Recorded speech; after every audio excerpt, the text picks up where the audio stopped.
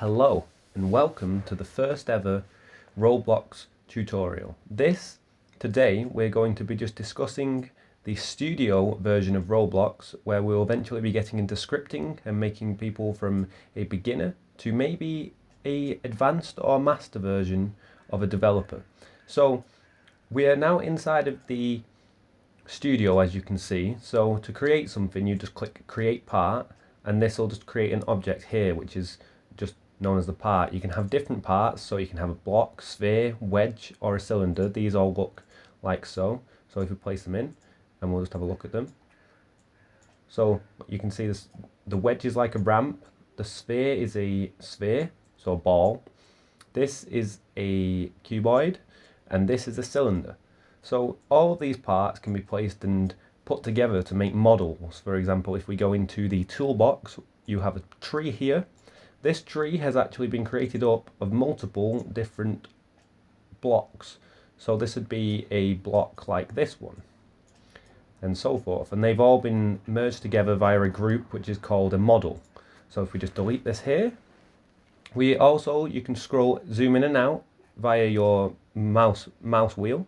You have rotation tools. So if we click on here, you have move, so we can move it left and right, forward and backwards, up and down. So this is X, Y, and Z, which we will actually be able to use and get via the script.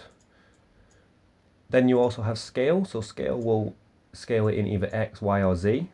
Again, I don't actually have studs on, but you will originally have this. If you don't have the Explorer nor the properties window, you will want to go to view and then just click these. These will just spawn here, which are actually very important in terms of the scripting part, but we won't be using them just yet.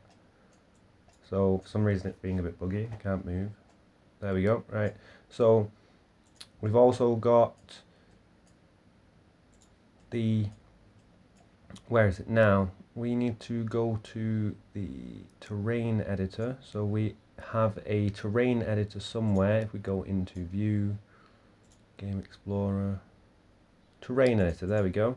So what this will do is this will generate specific terrains for us. So if we wanted to generate an area automatically, we could click create, generate, and then select some map settings, and it would generate this.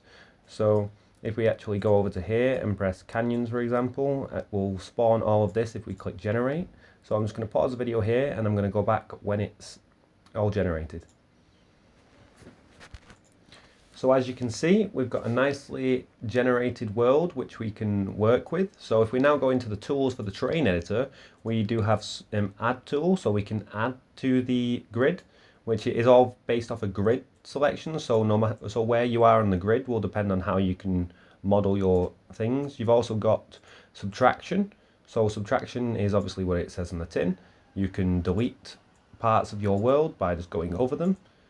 And then we have grow, which is similar to the adds feature, but it isn't, because it grows from the specific area. So if you actually go in a part of terrain which isn't there, it will not grow anything. You have erode, which is the opposite, like if water was attacking it. Smooth will just smoothen out all of these features, so it'll make it nice and smooth. You can actually go into the edit feature. If we actually go in here somewhere, move this up, we can actually increase the brush sizes. So if we wanted to, it will cause a little bit of lag, but we can actually slowly but surely work away our bit of area that we've got. And then you've got strength, so that'll make it a little bit less. And then flatten does almost the same as smooth, but it just flattens the area over the top, so it's actually basically buildable on, as you can see. And then you've got paint. So paint is a different feature. So as you can see, we've got grass here. If we click onto pavement, we can now convert all of that into pavement while we're painting it. So we're just painting across our terrain. We're not going to be making anything fancy here. We're just going to be going over the things that you can do inside of this. Here is the sea level. So sea level, I'm not going to press play on, but if you have any holes or anything that you want to make a river, you can create this. And then for example, actually we might do that. So here, as you can see, we've got a few tunnels. If we press generate, it will create water for us. wherever we wanted it to go, for whatever height it is.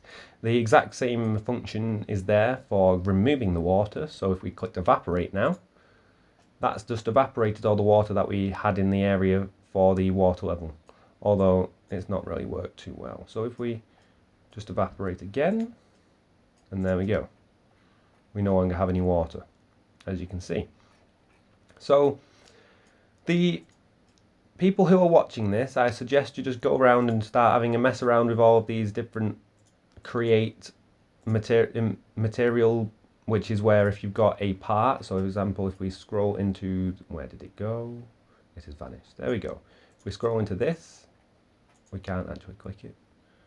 We don't want the terrain creator. We want to just move. So if we click on this, and then we go on to plastic. Actually, plastic was the original thing. If we go on to wood, it will change our item into a wooden thing. And then if we go on to the color, we can change the color of whatever it is. So let's get it a more easy to see, which is wooden planks. And then just scale this up. Move this out. Look, you've got wooden planks up on the surface. So everybody who's watching this video, just get into Studio now and just try and make a little world of any form, just to get used to all the tools, just so you can be ready for creating for the next episode. Thank you for watching, guys, and I'll see you in the next episode. Goodbye.